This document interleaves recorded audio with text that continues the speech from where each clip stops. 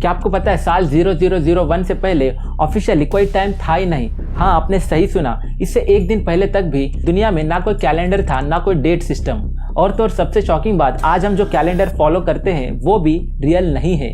इसीलिए अगर आपसे कोई पूछे साल 1 से पहले लोग टाइम कैसे काउंट करते थे, क्या तब भी हम जैसे इंसान एग्जिस्ट करते थे या हमारी कहानी सिर्फ 2000 साल पुरानी है, तो आप शायद थोड़ा कंफ्यूज हो जाओ। क्योंकि हमारी बहुत सी स्कूल्स की टेक्स्ट बुक्स तो हिस्ट्री को साल 0001 से ही शुरू करती है। इसीलिए सवाल उठता है कि क्या सच में इंसान की कहानी सिर्फ 2000 साल पुरानी है?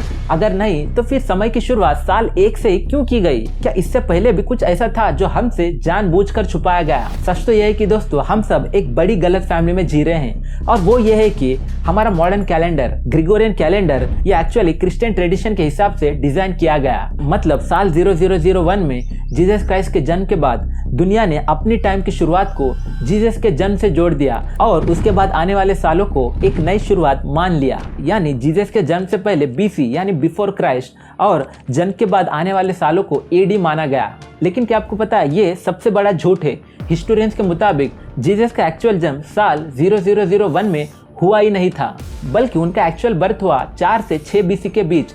मतलब जरा सोचिए, जिस सिस्टम पर आज पूरी दुनिया अपनी हिस्ट्री और टाइम कैलकुलेट करती है, वो पूरा का पूरा टाइमलाइन ही एक हिस्टोरिकल एरर पर खड़ा है। पर यह एक छोटी सी गलती नहीं है, ये एक ऐसा सच है जिसे आज भी दुनिया के ज्यादातर लोग नहीं जानते। इसीलिए सवाल उठता है कि अगर जीसस का जन्म साल 1 में हुआ ही नहीं था, तो फिर ये साल आया कहाँ से, और इससे पहले असल में क्या था? क्या हमारे सिस्टम ने पुराने सिविलाइजेशन के रिकॉर्ड को जानबूझकर मिटा दिया और हमसे हमेशा के लिए सब छुपा दिया? हाय फ्रेंड्स, मैं हूं आपका दोस्त राहुल सुरपम, और आज इस वीडियो में हम इसी शॉकिंग हिस्ट्री से जुड़े ऐसे मिस्ट्री को जानेंगे जिसे आप सुनकर दंग रह जाओगे। तो आइए स्टार्ट करते हैं।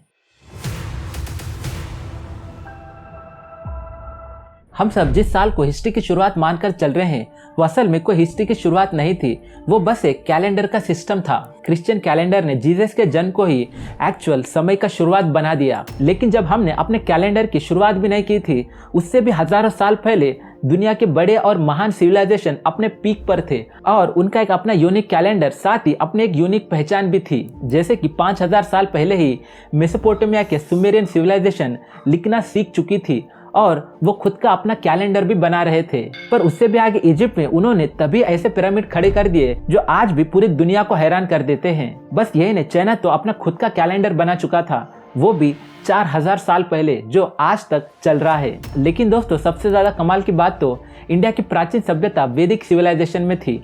सोचो जरा, हम टाइम को 1 साल, 10 साल या 100 साल के हिसाब से मापते हैं, लेकिन वैदिक सिविलाइजेशन ने अपने कैलेंडर और स्क्रिप्चर से टाइम को मिलियंस ऑफ ईयर के साइकिल में बनाया, जिसमें एक साइकिल लाखों सालों का होता है। जैसे कि कलयुग, द्वापर युग, त्रेता युग, सतयुग, और इन 4 युगों को मिलाकर बनता है एक महायुग, जिसका एक साइकिल होता है 43,20,000। दोस्तों, इससे आप एक बात समझ सकते हो कि जब बाकी सिविलाइजेशन बस एक सिंपल सा कैलेंडर बनाने की कोशिश कर रहे थे, तब इंडिया का वैदिक सिविलाइजेशन कितना एडवांस था, जो अपने टाइम को कॉस्मिक स्केल पर मेजर कर रहा था, जो आज के मॉडर्न साइंस के एज ऑफ यूनिवर्स के कॉन्सेप्ट से मिलता जुलता है। इसीलिए अगर जब इतनी सिविलाइजेशंस हजारों साल पहले अपने समय में एग्जिस्ट करती थी, तो फिर हम ईयर 1 को ही हम असली शुरुआत क्यों मानते हैं? किसने डिसाइड किया कि इसके पहले का सब कुछ BC यानी बिफोर क्राइस्ट और इसके बाद की रियल हिस्ट्री है? तो बात यह है कि ये फैसला किसी एक दिन में नहीं लिया गया।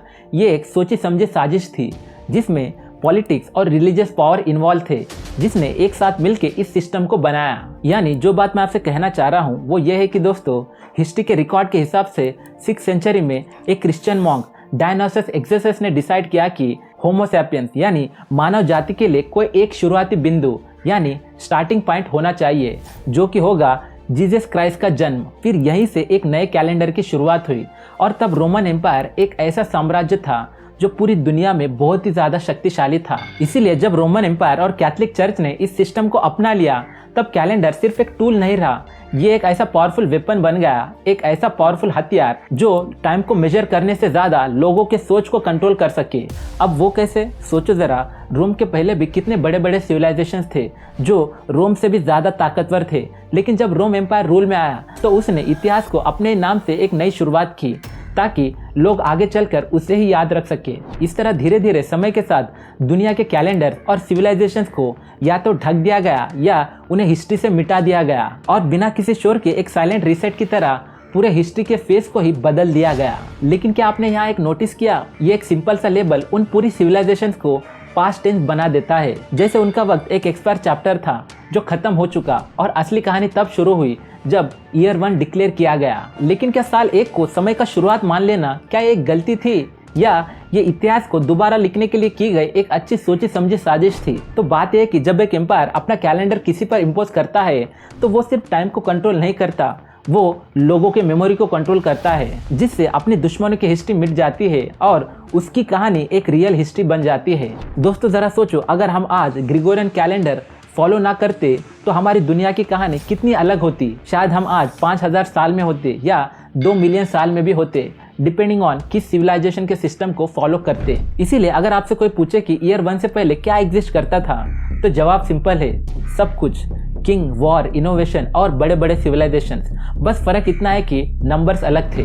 यानी ईयर 1 से पहले दुनिया full of life and progress थी, लेकिन उन लोगों के हिसाब से कैलेंडर्स अलग चल रहे थे। जो साल हम आज 200 BC बोलते हैं वो उनके लिए सिर्फ एक फेरोज का 10th ईयर था या रोम का 500th ईयर। सच तो यह है कि कैलेंडर बनने से पहले टाइम का स्केल हर सिविलाइजेशन के लिए अलग था।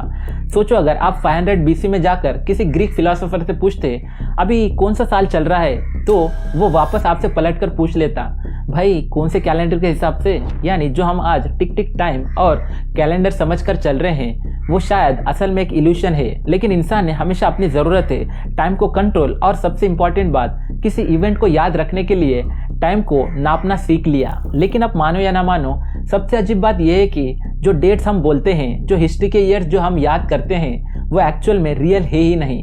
एक्चुअल बिगिनिंग कहाँ से हुई, एक्चुअल शुरुआत कहाँ से हुई, ये आज भी एक मिस्ट्री है। इसीलिए असली सवाल ये है कि क्या हमारी हिस्ट्री सच में ईयर 1 से स्टार्ट होती है या ये सब सिर्फ एक इल्यूशन है जो बनाया गया ताकि हम एक पर्टिकुलर नैरेटिव पर बिलीव कर सके। अब तो पता चल गया कि ये सच में एक इल्यूशन है।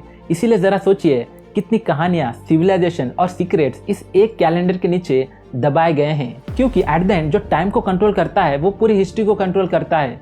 इसीलिए आपको क्या लगता है, आपका क्या मानना है, प्लीज़ हमें कमेंट्स में ज़रूर बताना और ऐसे वीडियोस के लिए हमारे चैनल को लाइक और सब्सक्राइब जरूर कर देना। मिलते हैं नेक्स्ट वीडियो में। Until then see you, bye bye.